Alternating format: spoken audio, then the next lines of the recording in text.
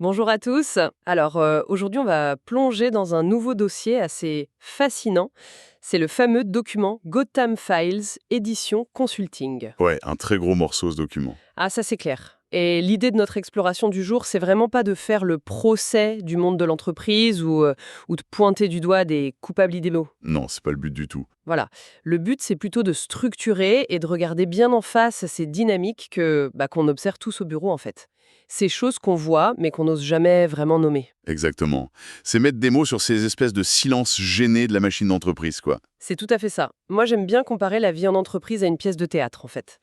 Tu vois, il y a le texte officiel que tout le monde déclame de manière hyper convaincante sur la scène. Sous les projecteurs. Ouais, sous les projecteurs, avec la belle mise en scène. Et puis à côté de ça, t'as les murmures en coulisses. Et c'est là que se joue la vraie histoire, en réalité. Mais c'est une excellente analogie. Parce que le document pose ce cadre d'entrée de jeu. Il souligne un truc très fort, c'est que la plupart des organisations, elles ne tournent pas grâce à des règles claires ou des organigrammes parfaits. Ah non, ça serait trop simple. Ah bah oui. Elles survivent littéralement grâce à ce qu'ils appellent des micro-arrangements, c'est-à-dire des équilibres hyper précaires et officieux. Et au final, chaque collaborateur devient une sorte d'expert de cette navigation silencieuse. C'est fou quand on y pense. Et pour comprendre comment cette mécanique de l'ombre s'installe, il faut vraiment observer le décalage concret, le grand écart entre ce qui est affiché sur les murs et ce qui est réellement exigé sur le terrain. C'est vraiment l'archétype. Il faut imaginer un bureau vitré magnifique, tu sais, tout en transparence. Le beau bureau de direction classique. Voilà, le cliché parfait. À l'intérieur, tu as un grand dirigeant qui fait un discours passionné sur l'alignement stratégique, l'engagement, la grande vision. Avec les beaux mots-clés, quoi. Exactement, avec le PowerPoint impeccable. Sauf qu'au même instant, juste derrière cette fameuse vitre, t'as un manager qui tapote frénétiquement sur son téléphone. Il envoie un message à son équipe pour leur demander de contourner ce même alignement stratégique. Pour gagner du temps. Bah oui, contourner les règles pour livrer le projet plus vite. Donc on a vraiment deux réalités totalement opposées qui cohabitent sous le même toit. Et le pire, c'est que tout le monde fait semblant de croire que ce système est viable. Ouais, c'est le grand déni collectif. Mais tu vois, je me fais un peu l'avocat du diable là. Parce que c'est un peu comme être dans une voiture où le GPS te hurle d'aller tout droit, mais le passager à côté de toi, il tire discrètement le frein à main. C'est juste épuisant pour le moteur de la voiture, non? Ah, mais c'est mortel pour le moteur. Et c'est là que l'analyse est brillante. Parce que cette dissonance permanente, elle pousse pas les gens à être plus intelligents. Elle les pousse à adopter des rôles de survie. Des postures de défense, en fait. Complètement. Le document identifie vraiment 3 postures face à ça. D'abord, il y a ceux qui s'adaptent. Les caméléons. Ils applaudissent en salle et ils démontent tout en off. Le cynisme assumé, quoi. Voilà. Ensuite, tu as ceux qui créent cette incohérence, mais sans s'en rendre compte. Typiquement, le manager écrasé par les injonctions paradoxales qui demande à la fois de l'innovation et du zéro risque. Ah oui, le fameux faites preuve d'audace, mais respectez la procédure de validation en 12 étapes. C'est exactement ça. Et enfin, tu as le troisième rôle. Ceux qui subissent l'incohérence en culpabilisant. L'employé modèle qui n'y arrive pas et qui pense que le problème vient de lui, alors que le processus est juste cassé à la base. C'est hyper violent psychologiquement. Mais ce qui m'a vraiment marqué dans les sources, c'est ce constat que cette confusion ne naît pas d'un manque d'intelligence des équipes sur le terrain. Ah, pas du tout. Non, ça vient d'un manque fondamental de cohérence et de courage tout au sommet de la pyramide. C'est les chefs qui refusent de trancher. Ouais, la lâcheté managériale, on peut le dire. Et du coup, si les règles officielles ne sont qu'une façade, comme on vient de le voir, ça pose une question immense, comment la valeur d'une idée ou comment une décision est-elle réellement reconnue au quotidien ? Ah oui, ça nous amène direct au mirage de la légitimité. Et là encore, le dossier donne un exemple de scène, mais tellement parlant. La fameuse réunion d'équipe. Ah, la scène du vol d'idées. Mais c'est un grand classique, alors on plante le décor. Un collaborateur propose une idée vraiment brillante pour résoudre un problème. Et là, réaction de la salle. Un silence absolu. Le fameux bruit des criquets. Grave. Les gens regardent leurs chaussures ou leur téléphone. 5 minutes passent. Et soudain, une autre personne s'approprie la même idée. Elle la reformule avec un ton un peu plus assuré. Et là, bam, c'est le génie absolu. La salle valide immédiatement. C'est terrible, mais c'est systématique dans les systèmes flous.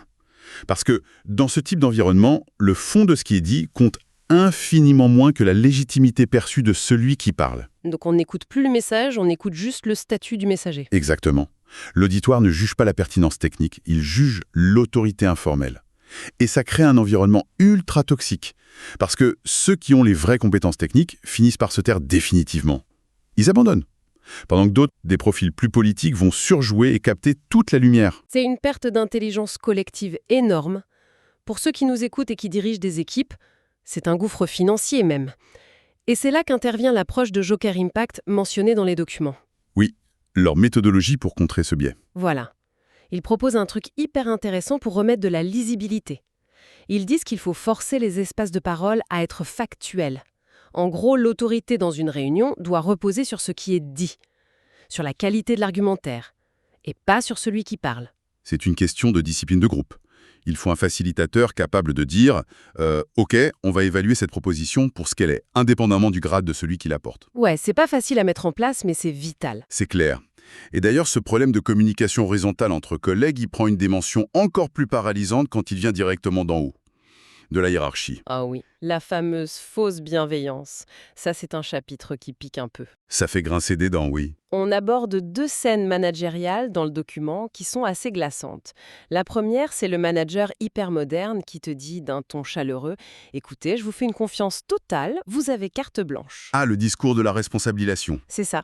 Sauf que dans les faits, ce même manager exige un reporting quotidien millimétré, il veut être en copie de chaque mail et il vérifie l'heure de tes connexions. Moi, ça me fait penser à un parent qui donnerait les clés de la maison à son ado en disant « Vas-y, je te fais confiance », mais qui aurait installé des caméras de surveillance dans chaque pièce. C'est une image parfaite. Le message verbal dit « avance », mais tout le système autour hurle « je vérifie tout ce que tu fais ». Et la deuxième scène, elle est tout aussi parlante.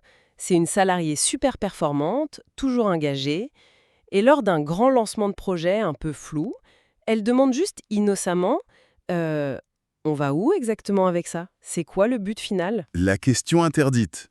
Bah oui. Elle reçoit une réponse ultra vague, pleine de jargon, et boum, à partir de ce jour-là, on lui colle l'étiquette de personne difficile ou résistante au changement. C'est fou.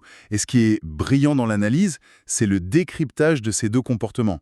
Le contrôle paranoïaque et le rejet de la question de bon sens. L'erreur, ça serait de croire que ces managers sont machiavéliques. Ouais, on a vite fait de dire que c'est des mauvais managers. Alors que non. Le vrai moteur derrière tout ça, c'est la peur. Une peur panique et très mal gérée de perdre le contrôle.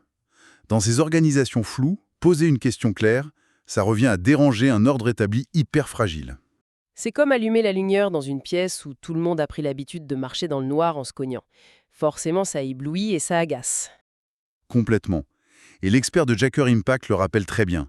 Un système qui punit les gens qui posent des questions finit inévitablement par se déconnecter de la réalité. Il devient aveugle. Et du coup, ça pose une vraie question pour les employés. Si poser des questions, ça fait de toi un élément rebelle ou difficile, que se passe-t-il pour ceux qui décident juste de se taire et de jouer le jeu? C'est le prix du flou. Et ça se paie très cher. Et ça nous amène à l'histoire la plus poignante de ce dossier, je trouve. C'est l'histoire du collaborateur discret, le pilier invisible de l'équipe. Le gars ultra fiable, qui fait jamais de vagues, jamais de politique. Et qui est jamais écouté non plus. Voilà. Comme il voit que ses idées sont ignorées, il finit par arrêter d'en proposer. Il fait strictement sa fiche de poste, le minimum syndical. Il rentre dans une sorte de silence, et puis un matin, il pose sa démission. Et c'est la surprise générale. Ah mais choc total pour le management. Tout le monde dit mais on comprend pas, il se n'est jamais plaint, tout allait bien. Personne n'avait vu qu'il s'éteignait à petit feu, parce que personne n'avait pris le temps d'observer sa vraie place dans le système. C'est le drame silencieux des entreprises modernes. On confond l'absence de conflit avec de l'engagement. Et pour contrer ça, le document cite Sophia, qui est consultante stratégique chez Joker Impact. Elle a une métaphore assez percutante. Ah oui, la citation sur les cartes. C'est ça. Elle dit « Certaines cartes changent une partie, d'autres changent un destin. » Et la carte maîtresse, ici, c'est la lucidité. La lucidité. C'est un grand mot, mais concrètement, ça veut dire quoi? Ça veut dire sortir du déni.